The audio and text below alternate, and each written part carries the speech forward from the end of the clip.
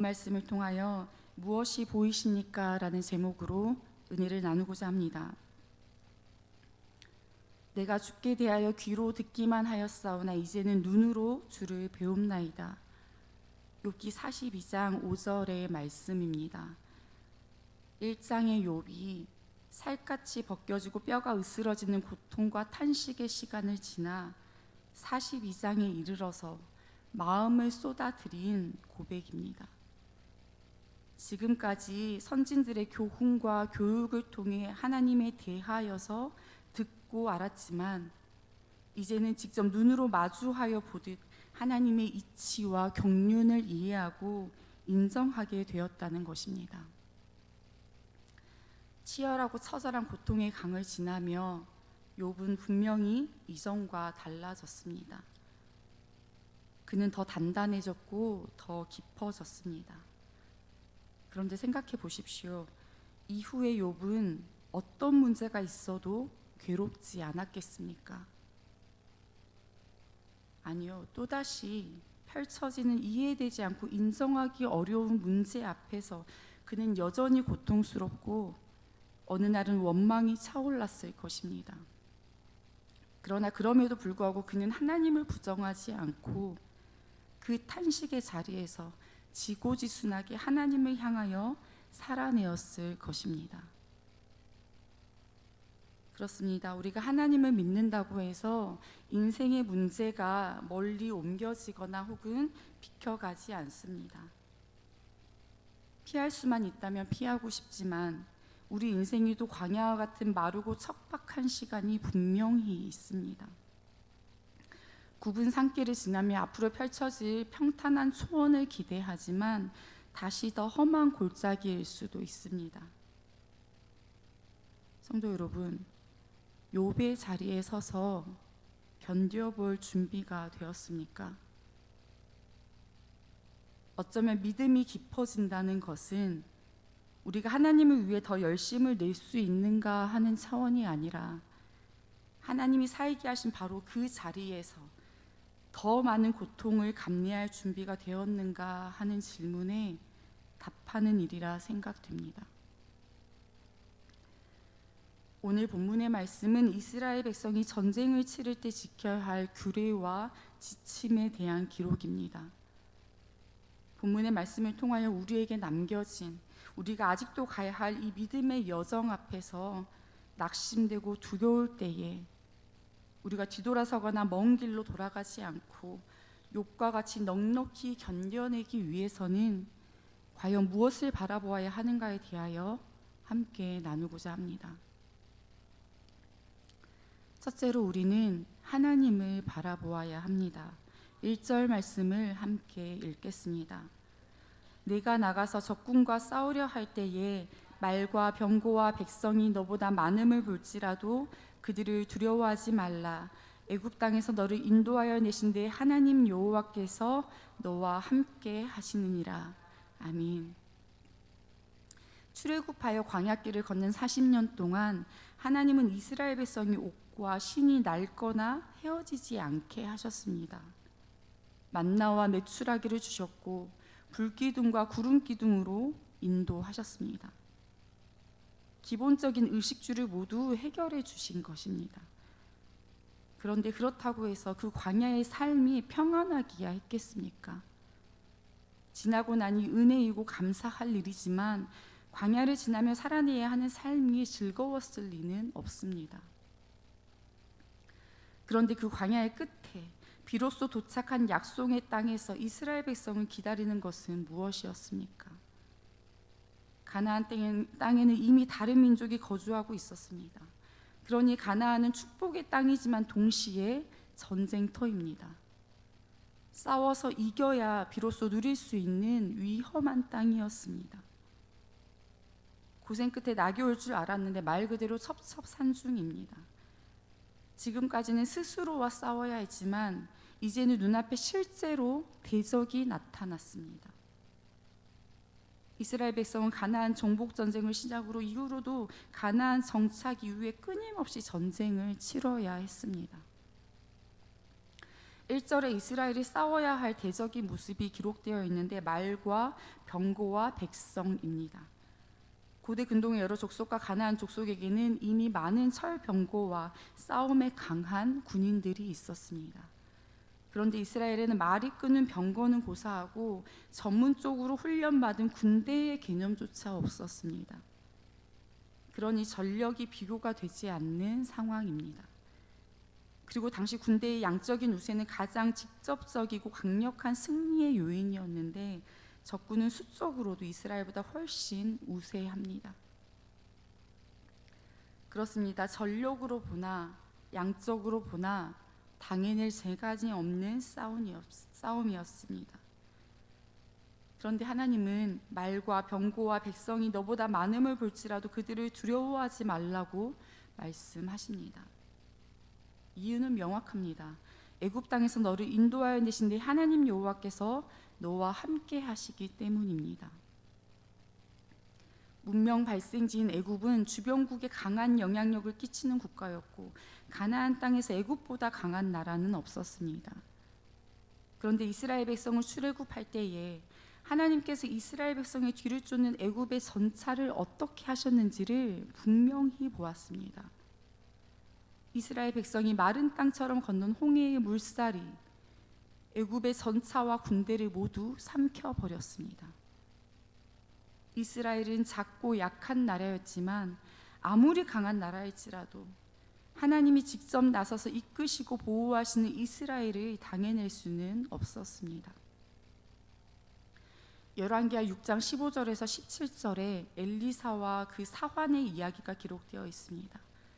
엘리사는 아람 왕이 많은 말과 병거와 군사를 이끌고 쳐들어와서 성을 에워싼 것을 보고 괴로워서 신음하는 자기 사환을 위해 하나님께 기도합니다.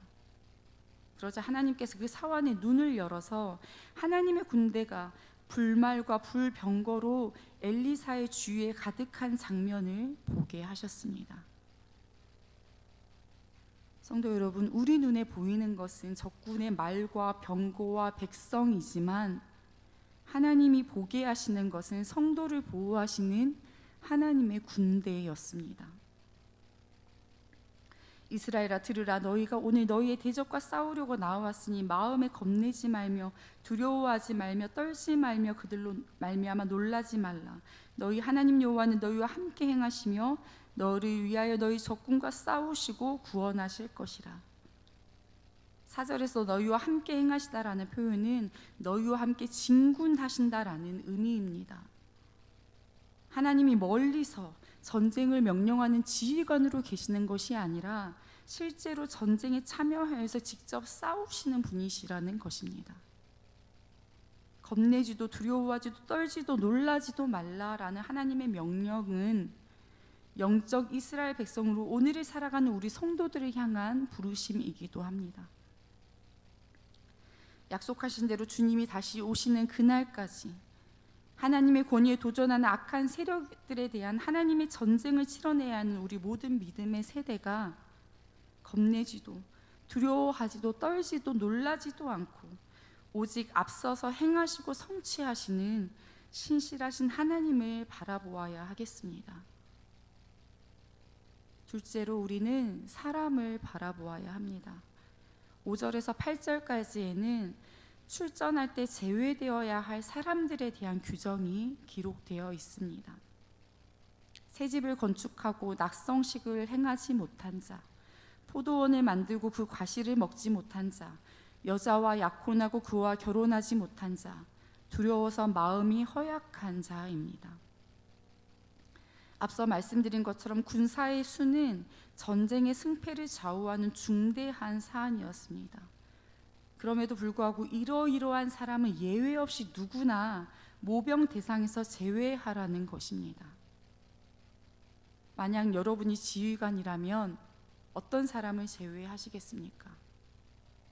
몸이 허약하거나 장애가 있어서 전투를 치를 만한 능력이 없는 사람을 제외시켜야 하지 않겠습니까? 그런데 본문에 기록된 면제 사유는 그렇지 않습니다. 새집을 지어서 생활의 거처를 마련하는 일이나 포도원을 갖고 와서 경제적인 기반을 만드는 일, 또 약혼하여 가정을 꾸미는 것 모두 개인의 삶에 있어 매우 기쁘고 중요한 일이지요. 인간의 삶에 있어서 하나의 분기점이 될 만한 중대한 일을 마치고도 그 결과를 아직 누리지 못하는 사람들을 모병에서 면제하라는 것입니다. 이와 같은 성경의 기준은 대적과의 전쟁에서 승리하는 것이 나라의 존폐가 달린 매우 중요한 일이지만 개개인이 행복하고 안전한 삶을 누리도록 살피고 돌보는 일 또한 동일하게 중요한 일임을 보여줍니다. 바로 자기 백성이 살아내는 삶의 자리를 깊고 세밀하게 살피고 헤아리시는 하나님의 배려인 것입니다. 또 두려워서 마음이 허약한 자는 돌려보내라고 합니다. 8절 말씀을 함께 읽겠습니다. 책임자들은 또 백성에게 말하여 이르기를 두려워서 마음이 허약한 자가 있느냐 그는 집으로 돌아갈지니 그의 형제들의 마음도 그의 마음과 같이 낙심될까 하노라 하고, 전쟁에서 전력만큼 중요한 것은 바로 군인들의 사기입니다. 여호와의 전쟁에 믿음으로 참여하지 못하고 가나안 족속들의 외형과 전력을 보고 겁을 내는 자는 차라리 없는 편이 이스라엘 군대에 유익할 것입니다. 하나님에 대한 믿음으로 가나안 점령 후에 모여있는 백성의 마음에 오히려 두려움을 심어서 믿음을 녹이고 사라지게 하기 때문입니다. 그런데 주목하여 볼 것은 두려워서 마음이 허약한 자에 대한 하나님의 명령이 책망이 아니라 위로라는 사실입니다. 하나님은 그들이 강인해지도록 훈련을 시키라거나 무리에서 쫓아내라고 하지 않으셨습니다. 주님은 그들을 집으로 돌려보내라고 말씀하십니다. 생각해 보면 어느 공동체에나 연약하고 약한 이가 있습니다. 그리고 그들에게는 돌아갈 집이 필요합니다. 어린 새가 작은 둥지 속 어미의 날개 아래 깃들이듯 깨어진 가정과 어긋난 관계, 또 고단한 인생살이로 지치고 연약한 이들이 마음 편하게 깃들일 수 있는 안전하고 따뜻한 집이 있어야 하는 것입니다. 성도 여러분, 이것이야말로 교회의 역할이지 않겠습니까? 우리 교회가 지치고 어려운 이들에게 집이 되고 있는지 살펴야 하겠습니다. 마지막으로 우리는 적군을 바라보아야 합니다. 앞서 바라보지 않아야 한다고 했던 적군을 바라보라니 의아하시지요. 10절 말씀을 함께 읽겠습니다. 내가 어떤 성읍으로 나아가서 치려할 때에는 그 성읍에 먼저 화평을 선언하라. 10절에서 마지막 20절까지의 말씀에는 전투를 수행할 때의 지침이 기록되어 있습니다.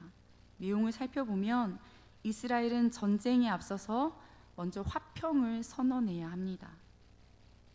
본절에서 화평이라는 단어는 우리가 서로 사이좋게 지내자라는 의미가 아니라 조약을 맺다라는 의미로 사용됩니다. 약소국이 강대국의 평화 제안을 받아들여서 주종 관계 조약을 맺음으로써 발생하는 평화를 가리키는 말입니다.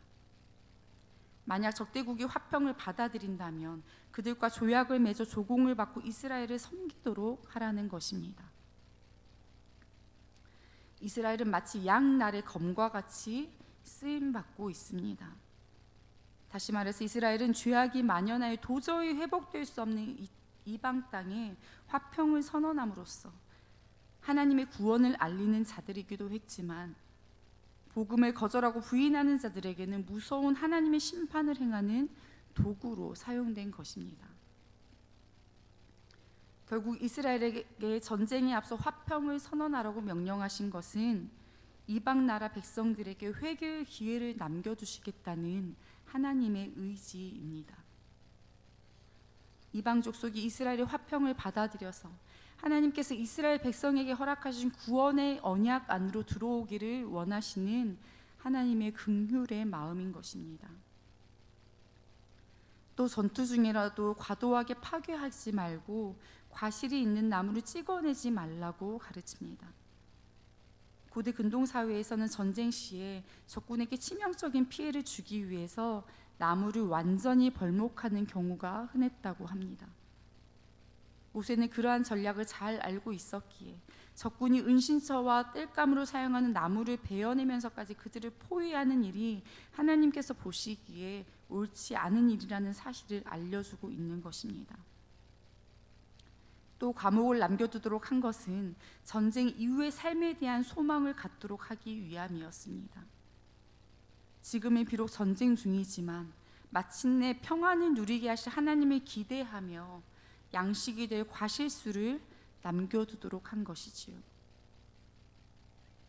마치 작은 불씨가 큰 불이 되듯 전쟁이 벌어지는 곳에서 이성적으로 행동하는 것은 사실 쉽지 않습니다.